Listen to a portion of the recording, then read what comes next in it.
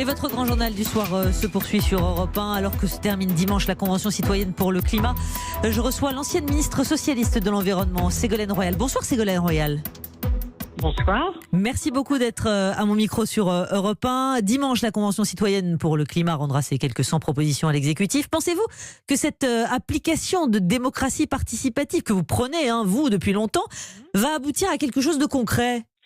Je l'espère. Je pense qu'il y a eu un travail approfondi qui a été fait, qui a pris beaucoup de temps. C'est vrai, ça a pris 8 mois. Et pendant ces 8 mois, il y a eu beaucoup de recul en matière environnementale sur les pesticides, sur les permis miniers, sur la protection des espaces naturels, etc. Et donc maintenant, il faut accélérer le processus. Parce qu'on aurait pu imaginer aussi, vous voyez, dès qu'une proposition sortait de cette convention citoyenne, qu'elle soit tout de suite mise en application pour éviter ces délais très très longs. Donc ce qui veut dire qu'aujourd'hui, il ne faut plus perdre de temps et passer directement à l'action sur les bonnes propositions qui seront faites. Ça veut dire quoi, Madame Royal ? Parce que Emmanuel Macron est partant pour un référendum sur les mesures élaborées. C'est pas une application concrète de la démocratie participative, ça ? Je pense que tout le monde voit que c'est pas adapté. Si la question c'est de savoir si les Français veulent plus de protection de l'environnement et lutter contre le dérèglement climatique, la question est oui. Il y a même des manifestations régulièrement des jeunes pour demander que ça s'accélère sur le réchauffement climatique. Donc, toute procédure qui ferait perdre du temps et qui serait simplement une manœuvre politicienne pour essayer de redorer un blason d'un gouvernement en difficulté serait une mauvaise action. Ce ne serait pas conforme à l'intérêt du pays. Manœuvre politicienne, c'est ce que vous dites. Mais attendez, je vous soumets les propos de Pascal Canfin, Madame Royal. Il faut donner les clés aux Français pour pouvoir décider des mesures que ni la droite ni la gauche n'ont prises jusqu'à présent. Seul un référendum est à la hauteur de l'exigence climatique. Il a été aussi ancien ministre de François Hollande, Pascal Canfin, vous le connaissez bien.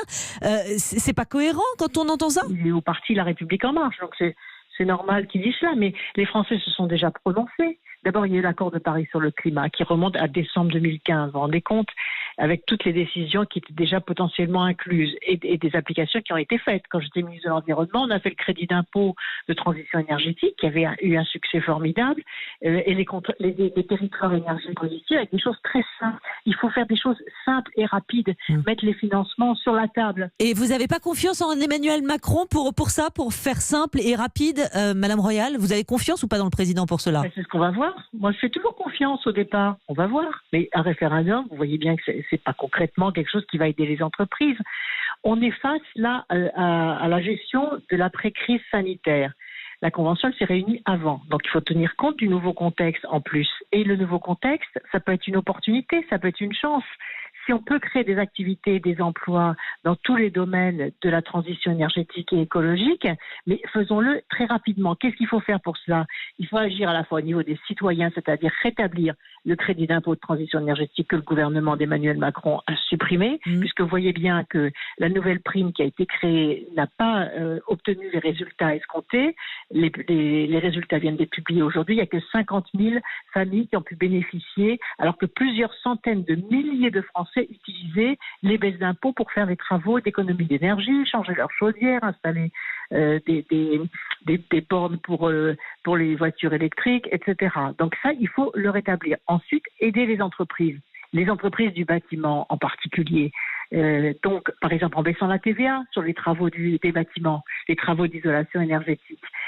Ensuite, il faut aider les territoires. Oui, il y a 3 domaines: citoyens, entreprises, territoires. Les territoires, c'est très simple. Il faut mettre l'argent sur la table. L'argent est là puisqu'il y a les 500 milliards de relance écologique, plus les aides européennes.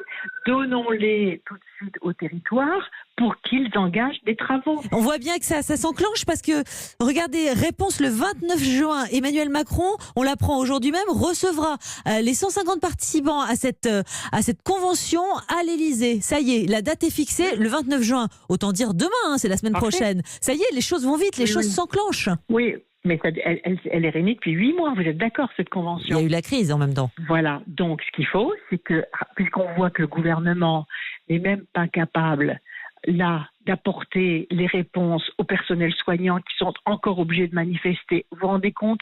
avec la crise sanitaire, le risque de retour du virus, les personnels soignants sont obligés, alors qu'ils sont déjà épuisés, que plusieurs d'entre eux sont morts dans cette crise sanitaire, ils sont obligés de manifester pour obtenir leurs 300 € par mois. Et on va nous faire croire qu'en faisant un référendum, on va lutter contre le dérèglement climatique. Soyons sérieux. Je l'espère que le gouvernement va être sérieux, que le président de la République va être sérieux et qu'à partir des propositions qui sont d'ailleurs connues, les propositions, elles reprennent largement des choses qui ont déjà été faites ou faites dans d'autres pays. Donc il faut passer tout de suite à l'action. Ségolène Royal, on l'a compris, il y a cette évidemment urgence, comme vous l'avez rappelé. Emmanuel Macron a tenu un discours dimanche dernier en disant on avait l'étrange impression d'une campagne électorale qui débutait. Ça y est, Ségolène Royal, la campagne présidentielle, elle est sur les rails? Je ne sais pas. C'est pas la préoccupation. La préoccupation, quelle est-elle aujourd'hui? Nous sortons d'une grave crise sanitaire, d'un confinement qui laisse des séquelles lourdes en matière éducative pour les enfants et les adolescents, en matière sanitaire avec les troubles psychologiques, notamment sur les personnes les plus âgées qui ont vécu des solitudes épouvantables, très douloureuses. Certains se sont même laissés mourir par rapport à cette solitude. On a une crise économique très violente qui arrive. On a beaucoup de jeunes au chômage. 700 000 jeunes arrivent sur le marché du travail en septembre prochain, une nouvelle génération, alors que ceux qui avaient du travail l'ont perdu. Donc, par rapport à ces urgences-là, il faut vraiment une mobilisation extrêmement puissante, des actions concrètes. On sait quelles sont les actions concrètes qui sont à conduire, refaire des emplois jeunes, vous voyez, aider les entreprises, aider les territoires, mais en direct. Et donc, il faut être à la hauteur du défi qui nous est posé. Et comment vous pouvez y participer, vous, Madame Royal? À quel titre? Comment? Ben oui, j'ai donné beaucoup d'idées, par exemple. J'étais une des toutes premières à tirer la sonnette d'alarme sur les masques. On a pensé que je faisais de la politique politicienne, mais non.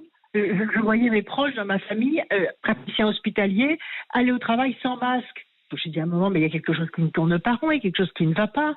Et d'ailleurs, tout le monde l'a dit ensuite. Donc là, nous avons aussi travaillé au sein de Désir d'avenir sur des propositions qu'on a rendues publiques, qui sont mises à disposition du gouvernement, et notamment dans les 8 grands chantiers de la transition écologique.